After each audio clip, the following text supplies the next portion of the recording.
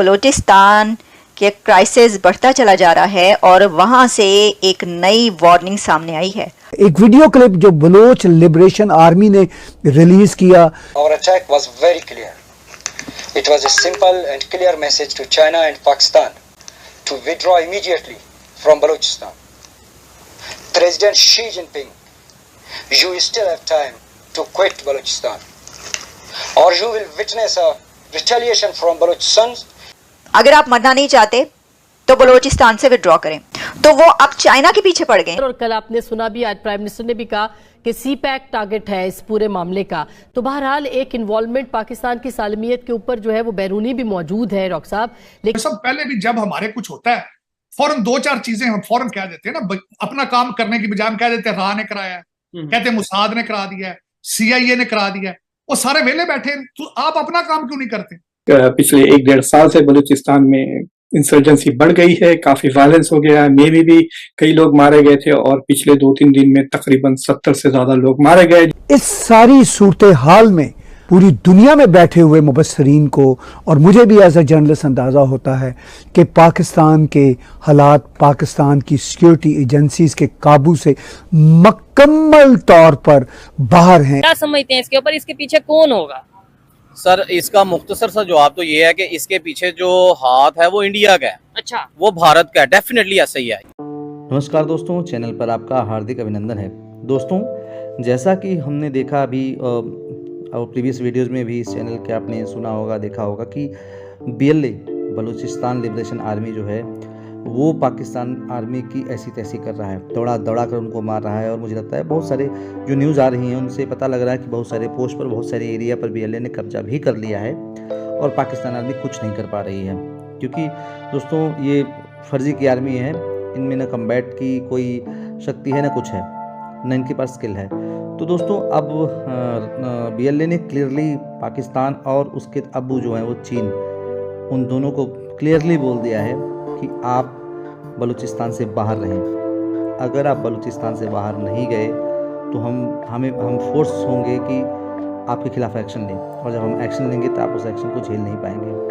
अब ये सुनकर के पाकिस्तानी मीडिया में रोना शुरू हो चुका है। आइए देखते हैं इस पर उनका क्या रोना है। तान के क्राइसिस बढ़ता चला जा रहा है और वहां से एक नई वार्निंग सामने आई है। इसमें उन्होंने एक वीडियो जारी की है जिसमें बलोच लिबरेशन आर्मी इशू कर रही है another warning to China and Pakistan, और उन्होंने कहा है कि withdraw from Balochistan if you don't want to die. अगर आप मरना नहीं चाहते तो बलूचिस्तान से विड्रॉ करें। तो वो अब चाइना के पीछे पड़ गए। Our attack was very clear. It was a simple and clear message to China and Pakistan to withdraw immediately from Balochistan. That Gwadar and the rest of Balochistan belong to Baloch. It's our duty to protect our land and sea. This is a continuous operation that has been initiated to safeguard the Baloch Sea from China, Pakistan and other foreign powers. China, you came here without our consent. A special unit in Majid Brigade has been formed particularly to attack Chinese officials and its installations in Balochistan. President Xi Jinping, you still have time to quit Balochistan, or you will witness a retaliation from Balochistan. और हम जब China का media देखते हैं तो उसके ऊपर यानी कि चाइना मॉर्निंग न्यूज ने इस खबर पर क्या लिखा है, over 70 killed in Pakistan Balochistan province home to China led projects. China का चाइना मॉर्निंग न्यूज ये लिख रहा है कि बलूचिस्तान जो कि चाइना का प्रोजेक्ट्स का हब है, वहां पर हुए मिलिटेंट्स के हमलों में 70 से ज्यादा लोग मारे गए हैं।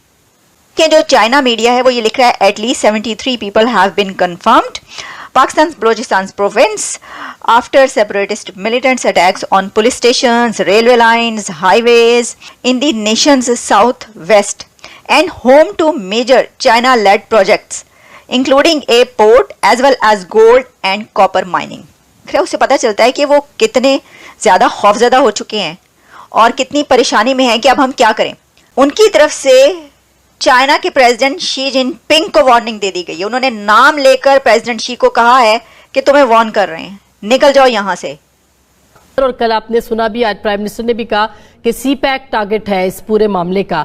तो बहरहाल एक इन्वॉल्वमेंट पाकिस्तान की सालमियत के ऊपर जो है वो बैरूनी भी मौजूद है डॉक्टर साहब, लेकिन आपको लगता है कि अभी भी कोई बातचीत के जरिए से मामला निकल सकते हैं? आपने एक कोशिश की थी जब आप वजीर आला थे। वो जो क्यादत थी एक रवायती लोगों की हाथों में जो था, अब वो नौजवान बलूच यंगस्टरों के हाथों में आ गया।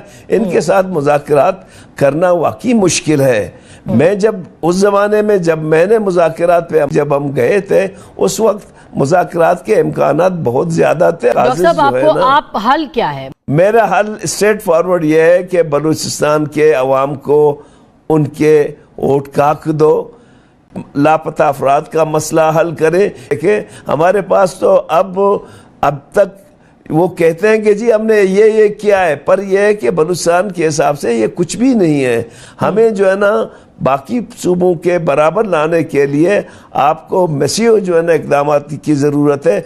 और बलूचिस्तान में जो बेरोज़गारी इतनी ज़्यादा हो गई है कि अब लड़के क्या करें, तो डेफिनेटली जो है ना वहाँ ऐसे माहौल भी मौजूद है कि उनको कहेगा कि जी ये मुल्क आपको कुछ नहीं दे सकता है, लिहाजा आप बंदूक उठाए।